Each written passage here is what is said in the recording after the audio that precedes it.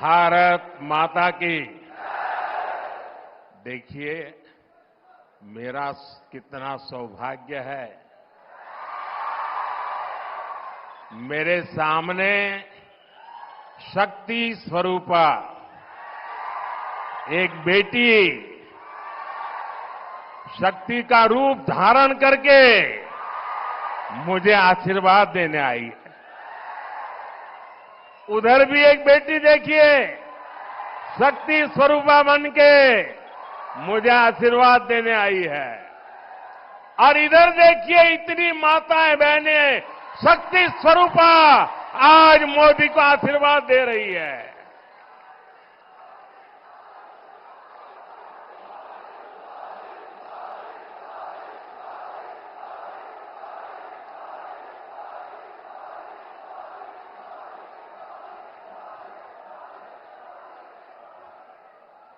अभी कल मुंबई में इंडी एलायंस की रैली थी और चुनाव घोषित होने के बाद इंडी एलायंस की ये पहली और उनके लिए सबसे महत्वपूर्ण रैली थी। उस रैली में उन्होंने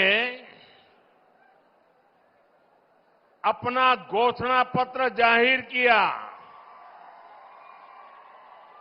और उनके पहले घोषणा पत्र का ऐलान क्या है? मुंबई के शिवाजी मैदान में जो छत्रपति शिवाजी महाराज कहते थे, जब एक औरत को उठा करके लाए तो उन्होंने कहा, काश अगर तुम मेरी मां होती तो मैं भी तेरे जैसा सुंदर होता। ऐसा शिवाजी पार्क, जहां से इंडी एलायंस ने अपनी घोषणा पत्र जाहिर किया और उन्होंने कहा है कि उनकी लड़ाई शक्ति के खिलाफ है। मेरे लिए हर मां शक्ति का रूप है, हर बेटी शक्ति का रूप है। और मेरी इन माताओं बहनों की तरफ से, माताओं बहनों, आपको मैं शक्ति के रूप में पूजा करता हूं। मैं भारत मां का पुजारी हूं। मैं आप शक्ति स्वरूपा सब माता बहन बेटियों का भी पुजारी हूं।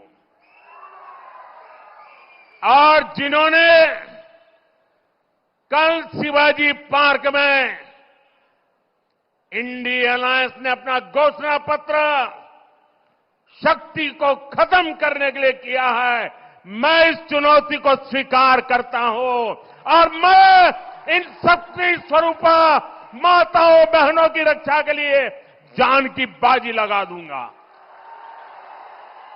जीवन खपा दूंगा।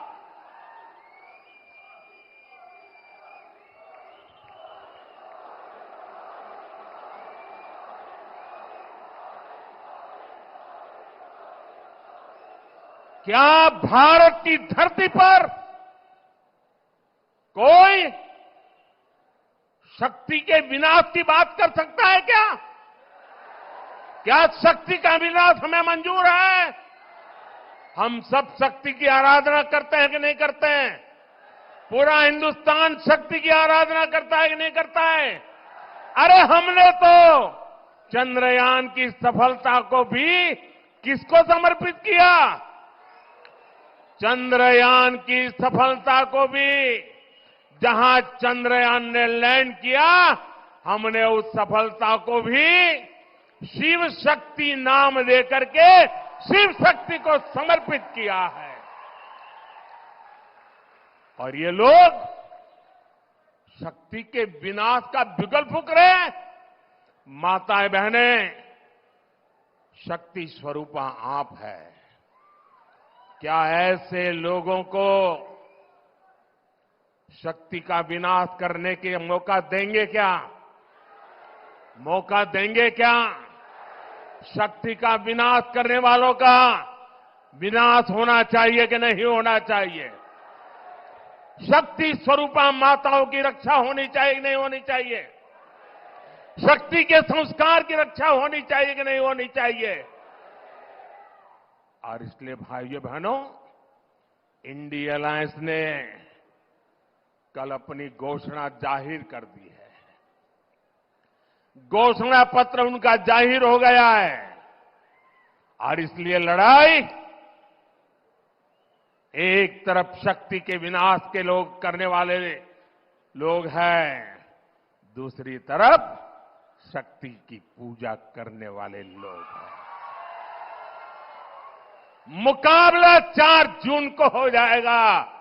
कौन शक्ति का विनाश कर सकता है और कौन शक्ति के आशीर्वाद प्राप्त कर सकता है, इसका मुकाबला 4 जून को हो जाएगा।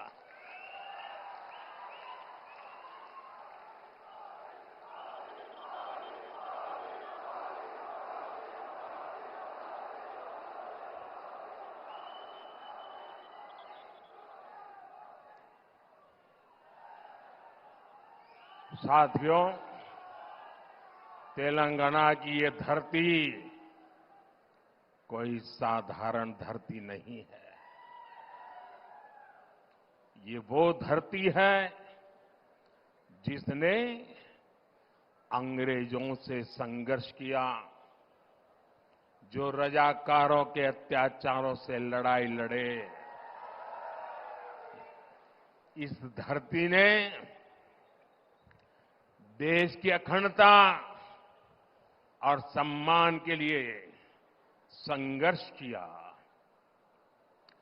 बावजूद इसके आजादी के बाद तेलंगाना को कांग्रेस के सियासी षड्यंत्रों को सहना पड़ा।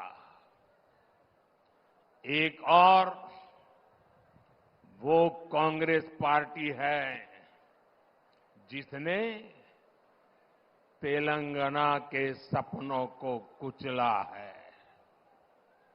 दूसरी ओर वो बीआरएस है जिसने यहां के लोगों की भावनाओं का इस्तेमाल किया, सत्ता पाई और बाद में जनता से विश्वासघात कर दिया। तेलंगाना का निर्माण के पहले 10 वर्षों तक बीआरएस ने, पहले 10 साल बीआरएस ने तेलंगाना को जम करके लूटा है। लूटा है कि नहीं लूटा है? और अब कांग्रेस ने तेलंगाना को अपना एटीएम स्टेट बना लिया है। तेलंगाना से लूटा गया ये पैसा दिल्ली तक जाता है, वहां परिवारवादी लोगों की तिजोरी में पहुंचता है। फिर इसी पैसे का इस्तेमाल देश में झूठ और बंटवारे की साजिशों की फंडिंग के लिए होता है।